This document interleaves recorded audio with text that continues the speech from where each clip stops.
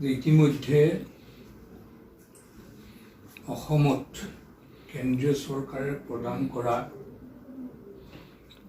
ছাত্ৰবৃত্তিৰ ক্ষেত্ৰত ধন আত্মসাৎ কৰাৰ বহুবিলাক ঘটনা আপোনালোকৰ যোগেদিয়েই সন্মুখলৈ আহিছে আৰু আমিও যোৱা আগষ্ট মাহত আৰু ছেপ্টেম্বৰ মাহত দুখনকৈ সংবাদমেল অনুষ্ঠিত কৰি এই বিষয়টো সম্পৰ্কত আপোনালোকক অৱগত কৰিছিলোঁ আৰু আপোনালোকৰ সহযোগিতা বিচাৰিছিলোঁ। আৰু এই ক্ষেত্ৰত অসমৰ মাননীয় মুখ্যমন্ত্ৰী সৰ্বানন্দ সোণোৱাল ডাঙৰীয়াৰ ওচৰত আমি নিবেদন জনাইছিলোঁ যে এই বিষয়টোৰ ক্ষেত্ৰত এটা তদন্ত হ'ব লাগে আৰু বৃত্তিৰ ধন আত্মসাৎ কৰা যিসকল লোক সেইসকলক আইনৰ গণ্ডিত আনিব লাগে। মুখ্যমন্ত্ৰী ডাঙৰীয়াই এই গোটেই বিষয়টো যথেষ্ট গুৰুত্ব সহকাৰে ল'লে আৰু মুখ্যমন্ত্ৰী ডাঙৰীয়াই আমাৰ CIDক এই বিষয়টো তদন্তৰ দায়িত্ব অৰ্পণ কৰিলে। CIDয়ে ইতিমধ্যে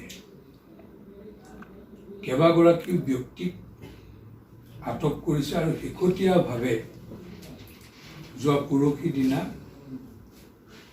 21 গৰাকী ব্যক্তিক কৰায়ত্ব কৰিবৰ কাৰণে সক্ষম হৈছে, জেল হাজতলৈ প্ৰেৰণ কৰিছে। গোৱালপাৰাত 7 গৰাকী, দৰঙত 7 গৰাকী, কামৰূপ ৰুৰেলৰ 6 গৰাকী আৰু ধুবুৰীৰ 1 গৰাকী, মুঠতে 21 গৰাকী। আৰু এই কথাখিনি ইতিমধ্যে CIDৰ তৰফৰ পৰা সংবাদমেল পাতি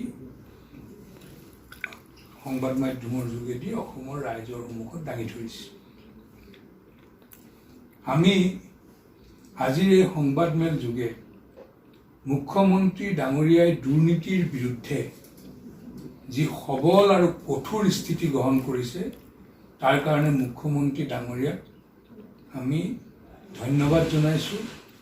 আমি তেওঁৰ এই দুৰ্নীতি বিৰোধী যিটো অৱস্থান তাৰ কাৰণে সমূহ সংখ্যালঘু জনসাধাৰণৰ হৈ আমি মাননীয় মুখ্যমন্ত্ৰী ডাঙৰীয়াক ধন্যবাদ জনাইছোঁ আৰু CIDকো ধন্যবাদ জনাইছোঁ যে তেওঁলোকে খুব তৎপৰতাৰে এই দুখী ব্যক্তিসকলক কৰায়ত্ব কৰিবলৈ সক্ষম হৈছে। কিন্তু আমাৰ ধাৰণা এই 20-21 জনেই নহয়, হয়তো 2-3 হাজাৰ লোক এই গোটেই ঘটনাটোৰ লগত জড়িত থাকিব পাৰে। যিহেতু ছাত্ৰবৃত্তিৰ যিটো 2016 চনৰ পৰা বৰ্তমানৰ সময়লৈকে ইতিমধ্যে অসমৰ ছাত্ৰ ছাত্ৰীৰ বিভিন্ন একাউণ্টত 501,40,04,000 টকা ছাত্ৰ ছাত্ৰীৰ নামত বেংক একাউণ্টত প্ৰদান কৰিছে কেন্দ্ৰীয় চৰকাৰে। কিন্তু ইয়াৰ ভিতৰতে কিমান প্ৰকৃত ছাত্ৰ আছে, কিমান ভুৱা ছাত্ৰ আছে, এই গোটেই কথাখিনি তদন্ত যোগেদি পোহৰলৈ আহিব বুলি আমাৰ দৃঢ় বিশ্বাস আৰু আমি আশা কৰিছোঁ যে এই 501,40,04,000 টকাত যি বৃহৎ পৰিমাণৰ দুৰ্নীতি হোৱা বুলি আমি আশংকা প্ৰকাশ কৰিছোঁ, এই তদন্তৰ যোগেদি সকলোখিনি কথা স্পষ্ট হ'ব আৰু ইয়াত ধন আত্মসাতত জড়িত স্কুলৰ প্ৰধান শিক্ষকেই হওক বা জিলা শিক্ষা বিষয়াই হওক বা কোনোবা বেংকৰ CSPয়ে হওক বা কোনোবা দালালেই হওক, কোনো যাতে হাৰি যাব নোৱাৰে তাৰ কাৰণে দৃঢ় পদক্ষেপ ল'বৰ কাৰণে এই সংবাদমেল যোগে আমি আহ্বান জনাইছোঁ আৰু আপোনালোকৰো সহযোগিতা আমি কামনা কৰিছোঁ। যিহেতু সংবাদ মাধ্যমৰ সহযোগিতাৰ বাবেই বৰ্তমানলৈকে যিখিনি বিষয় আমাৰ সন্মুখত আহিছে, আমি ক'ৰবাত যদি কেতিয়াবা সংবাদ মাধ্যমৰ খবৰটো পাওঁ, লগে লগে আমি CIDক এই কথাখিনি অৱগত কৰোঁ। গতিকে সংবাদ মাধ্যমে যথেষ্টখিনি সহযোগিতা আমালৈ আগবঢ়াইছে। তাৰ কাৰণে সংবাদ মাধ্যমৰ প্ৰতিগৰাকী সংবাদসেৱীক মই ধন্যবাদ জনাইছোঁ। আৰু আপোনালোকক জনাবলৈ পাই মই আনন্দিত হৈছোঁ যে এই বিষয়টো ইতিমধ্যে আমি কেন্দ্ৰীয় চৰকাৰকো অসম সংখ্যালঘু উন্নয়ন বৰ্ডৰ তৰফৰ পৰা কেন্দ্ৰীয় মন্ত্ৰী মুখতাৰ আব্বাছ নকভী ডাঙৰীয়াকো আমি অৱগত কৰিছিলোঁ। আৰু কেন্দ্ৰীয় চৰকাৰে এই গোটেই বিষয়টো তদন্ত কৰিবৰ কাৰণে CBIক দায়িত্ব অৰ্পণ কৰিছে। কেন্দ্ৰীয় চৰকাৰে স্কলাৰশ্বিপৰ এই যিটো ধন আত্মসাতৰ ঘটনা, সংখ্যালঘু ছাত্ৰবৃত্তিৰ ধন আত্মসাতৰ ঘটনা, এই বিষয়টো তদন্ত কৰিবৰ কাৰণে CBIক দায়িত্ব অৰ্পণ কৰিছে।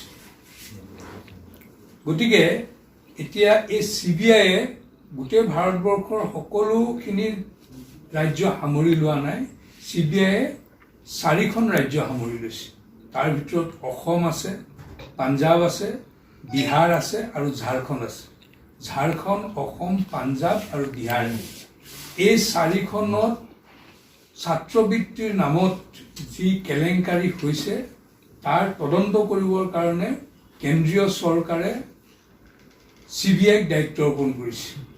আৰু আমি কেন্দ্ৰীয় মন্ত্ৰী মুখতাৰ আব্বাছ নকভী ডাঙৰীয়াক আহ্বান জনাইছিলোঁ আৰু আমাৰ আহ্বানৰ প্ৰতি সঁহাৰি জনাই এই ব্যৱস্থা গ্ৰহণ কৰাৰ বাবে এই সুযোগতে মই কেন্দ্ৰীয় মন্ত্ৰী মুখতাৰ আব্বাছ নকভী ডাঙৰীয়াকো ধন্যবাদ জ্ঞাপন কৰিছোঁ। কি কয়?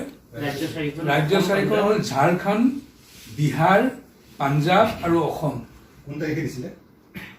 এইটো আপোনাৰ আজি হ'ল 11 তাৰিখ, 8 তাৰিখে দিছে। হয়। গতিকে আমি আশাবাদী যে এনেকুৱা হৈছে যে ভাৰতবৰ্ষত থকা মানে ছাত্ৰবৃত্তিৰ টকা ছৌদি আৰবৰ একাউণ্টতো জমা হৈছে, এনেকুৱা ধৰণৰ অভিযোগো আহিছে। এতিয়া আমাৰ অসমত আমি দেখিছোঁ যে লখিমপুৰত ছাত্ৰবৃত্তিৰ ধন নগাঁৱত জমা হৈছে, নগাঁৱৰ বেংকত। বৰাক ভেলীৰ ছাত্ৰবৃত্তিৰ ধন নগাঁৱৰ বেংকৰ একাউণ্টত জমা হৈছে। এইটো ৰাজ্যৰ ভিতৰত আছে। কিন্তু ছৌদি আৰবত চাকৰি কৰি থকা ব্যক্তিৰ নামতো ঝাৰখণ্ডৰ ছাত্ৰবৃত্তিৰ ধন ছৌদি আৰবৰ বেংক একাউণ্টত জমা হৈছে। ছৌদি আৰবত কাম কৰি থকা আমাৰ ভাৰতীয় এগৰাকীৰ নাম একাউণ্টত তাত জমা হৈছে। গতিকে এই গোটেই বিষয়টো যিহেতু অসম চৰকাৰে মাননীয় মুখ্যমন্ত্ৰী ডাঙৰীয়াই খুব গুৰুত্ব সহকাৰে লৈছে আৰু তাৰ লগে লগে কেন্দ্ৰীয় চৰকাৰেও আমাৰ অনুৰোধৰ প্ৰতি সঁহাৰি জনাই এই বিষয়টো CBI তদন্তৰ দায়িত্ব দিয়াত আমি কেন্দ্ৰীয় চৰকাৰক ধন্যবাদ জনাইছোঁ, মুখতাৰ আব্বাছ নকভী ডাঙৰীয়াক ধন্যবাদ জনাইছোঁ। আজি এই ভাৰতীয় জনতা পাৰ্টীৰ মিত্ৰজোঁটৰ যিখন চৰকাৰ চলি আছে, মূল খুঁটিৰ ওপৰত চৰকাৰ চলোৱাৰ কথা মাননীয় মুখ্যমন্ত্ৰী ডাঙৰীয়াই শপত গ্ৰহণৰ অনুষ্ঠানতে স্পষ্ট কৰিছিল।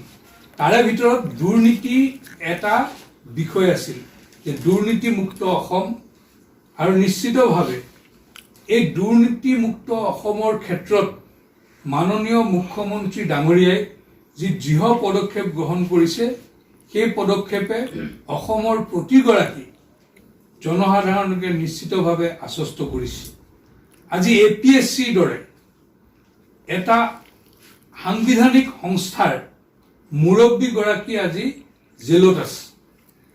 আজি প্ৰায় 70 গৰাকী APSC কেলেংকাৰীৰ লগত জড়িত থকা 70 গৰাকী ব্যক্তি ইতিমধ্যে জেল হাজতত আছে।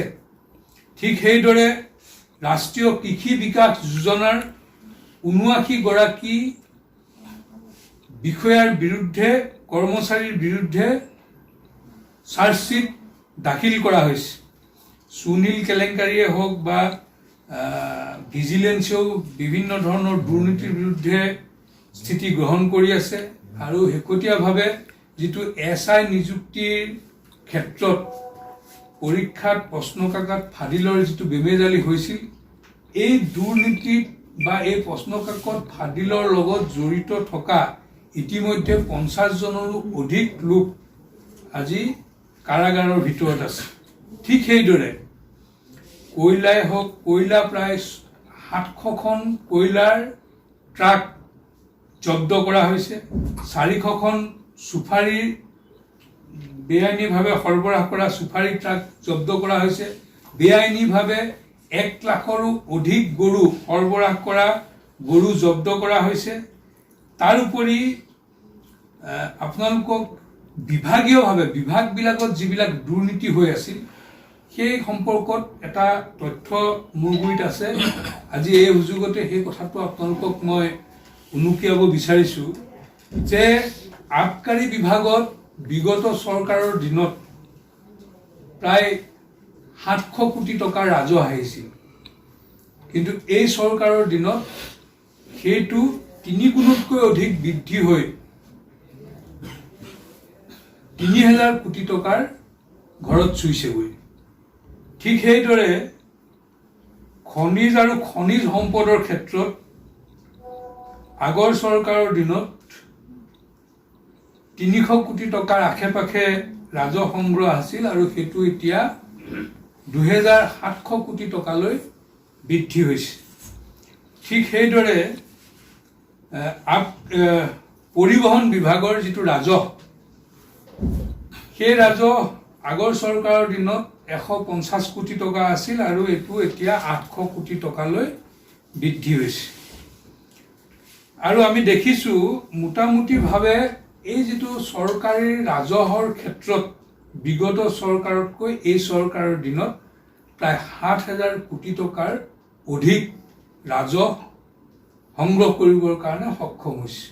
অৰ্থাৎ এই বিভাগবিলাকত ৰাজহ ফাঁকি দিয়াৰ যিবিলাক সুৰুঙা আছিল, সেই সুৰুঙাবিলাক এইখন চৰকাৰৰ দিনত বন্ধ কৰিবলৈ সক্ষম হোৱাৰ কাৰণেই আজি ৰাজহ ভঁৰালত ইমান বৃহৎ পৰিমাণৰ ধন আহিবৰ কাৰণে সক্ষম হৈছে। সাংবাদিক বন্ধুসকল, মূলতঃ আজি আপোনালোকৰ সন্মুখত আমি এই ছাত্ৰবৃত্তিৰ কেলেংকাৰীৰ যিটো বিষয়, এই বিষয়টো অৱগত কৰিবৰ কাৰণেই সংবাদমেলখন আমি আয়োজন কৰিছিলোঁ। এইখিনিতে আপোনালোকৰ প্ৰতি মই এটাই অনুৰোধ জনাম যে এই যি 501,40,04,000 অসমৰ ছাত্ৰ ছাত্ৰী, সংখ্যালঘু ছাত্ৰ ছাত্ৰীৰ কাৰণে বেংক একাউণ্টত কেন্দ্ৰীয় চৰকাৰে পোনপটীয়াকৈ ছাত্ৰ ছাত্ৰীসকলক প্ৰদান কৰি আহিছে। কিন্তু দুৰ্ভাগ্যৰ কথা যে এছাম দালাল আৰু এছাম প্ৰধান শিক্ষক, জিলা শিক্ষা বিষয়াৰ কাৰ্যালয়ৰ কৰ্মচাৰীয়ে হওক, এই যিটো বৃহৎ এটা দুৰ্নীতি, এইটো 1 কোটি 2 কোটি টকা নহয়, 500 কোটি টকাৰ অধিক, 501,40,04,000। গতিকে ইমান ডাঙৰ এটা এমাউণ্ট, ইয়াৰ ভিতৰত কেইটকা ছাত্ৰ ছাত্ৰীয়ে, প্ৰকৃত ছাত্ৰ ছাত্ৰীয়ে লাভ কৰিছে সেইটোত সন্দেহ আছে।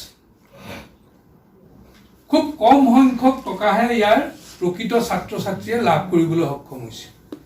গতিকে এই বিষয়টো আপোনালোকে সংবাদ মাধ্যমৰ যোগেদি ৰাইজক সচেতন কৰক আৰু সংবাদ মাধ্যমে নিশ্চিতভাৱে আমাক যিবিলাক তথ্য দিছে সেই তথ্যৰ ওপৰত ভিত্তি কৰি আমি ব্যৱস্থা গ্ৰহণ কৰি আছোঁ। আমাৰ ফালৰ পৰা যিখিনি কৰিব পৰা যায়। কিমান কোটি টকা কেলেংকাৰী?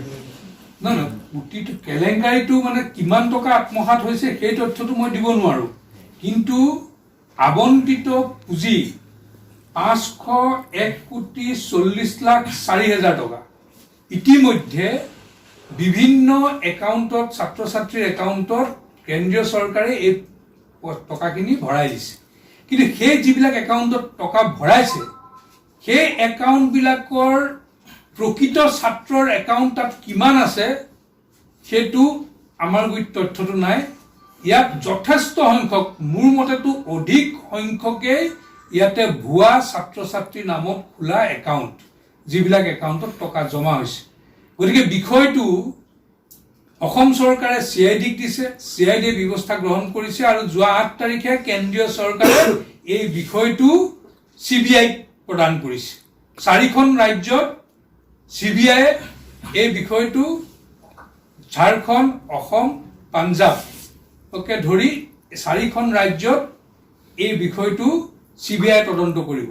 আৰু আমি আশাবাদী যে সংবাদ মাধ্যম, জনসাধাৰণ সকলোৰে সহযোগত আমি এই বৃহৎ কেলেংকাৰীত জড়িত যিসকলে দুখীয়া, সংখ্যালঘু, ছাত্ৰবৃত্তিৰ ধন আত্মসাৎ কৰিছে সেইসকলক নিশ্চিতভাৱে আমি আইনৰ গণ্ডিত আনিবৰ কাৰণে, আইনৰ ওচৰত হাতত তুলি দিবৰ কাৰণে আমি নিশ্চয় সক্ষম হ'ম। ধন্যবাদ। পৰ্যায়ত এই জলপানী দিয়া হয়। আজি স্কুল লেভেল, প্ৰি মেট্ৰিক লেভেলত আটাইতকৈ সৰ্বাধিক পায় 10,700 টকা এজন ছাত্ৰই। তাৰ উপৰি আমি পোষ্ট মেট্ৰিক আৰু মেৰিট কাম মেইনছৰ স্কলাৰশ্বিপ আমাৰ যোগেদি নহয়, সেইটো চৰ এৰিয়া ডেভেলপমেণ্টৰ যোগেদি হয়। মই আপোনালোকক অৱগত কৰিব বিচাৰিছোঁ যে যোৱা 4টা বিত্তীয় বৰ্ষত পোষ্ট মেট্ৰিক অৰ্থাৎ 10ম শ্ৰেণীৰ ওপৰৰ ছাত্ৰ ছাত্ৰীৰ কাৰণে টকা মোকলাই দিয়া হৈছিল 70,73,737 এইটো পোষ্ট মেট্ৰিক।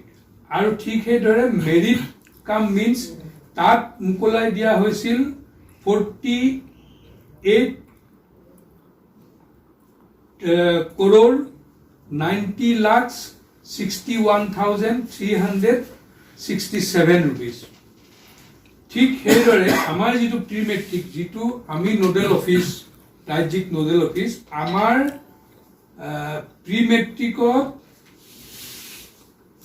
যোৱা 4টা বিত্তীয় বৰ্ষত ছাত্ৰ ছাত্ৰীৰ বাবে মোকলাই দিয়া টকাৰ পৰিমাণ হৈছে 368,78,69,372 364 কোটিতকৈও অধিক টকা যোৱা 4টা বছৰত 1ম শ্ৰেণীৰ পৰা 10ম শ্ৰেণীৰ ছাত্ৰ ছাত্ৰীসকলৰ দিয়া হৈছে। উন্নয়ন বোৰ্ডৰ অধ্যক্ষ হিচাপে আমি ভাবিছিলোঁ যে এই গোটেই বিষয়টো যিহেতু অনলাইনত এপ্লিকেশ্যন হয়, ছাত্ৰ ছাত্ৰীয়ে অনলাইন এপ্লিকেশ্যন কৰিব লাগে আৰু হেডমাষ্টৰে ভেৰিফিকেশ্যন কৰি দিয়ে। গতিকে নিশ্চিতভাৱে এখন স্কুলৰ হেডমাষ্টৰজনে তেওঁৰ স্কুলৰ ছাত্ৰ ছাত্ৰীসকলক ভেৰিফাই কৰি দিয়ে। দিয়াৰ পিছততো আৰু ইয়াত দুৰ্নীতি বা কোনো তেনেকুৱা ধৰণৰ স্কোপ নাই। কিন্তু এই দুৰ্নীতিৰ দুৱাৰৰ তলাত চাবিটো প্ৰথম মুকলি কৰি দিয়া মানুহজনে হৈছে এই প্ৰধান শিক্ষকসকল। গতিকে প্ৰধান শিক্ষকসকলে নিজৰ স্কুলৰ ছাত্ৰ নোহোৱাকৈ ভুৱা ছাত্ৰক যিহেতু তেওঁলোকে ভেৰিফাই কৰি দিয়ে, প্ৰক্ৰিয়াটো আৰম্ভ কৰি দিয়ে। যে আমি এই বিষয়বিলাক লাহে লাহে যেতিয়া আমি গম পালোঁ, গম পোৱাৰ পিছত এই বিষয়বিলাক আমি তদন্ত কৰিবৰ কাৰণে বিভিন্ন ধৰণে পুলিচ থানাত হওক বা নগাঁৱতো এনেকৈ বিগত বছৰবিলাকত আমি 2017-18 বৰ্ষতো তেনেকুৱা বিষয়বিলাকৰ লগত জড়িত কিছুমান ব্যক্তিক গ্ৰেপ্তাৰ পুলিচে কৰিছিল।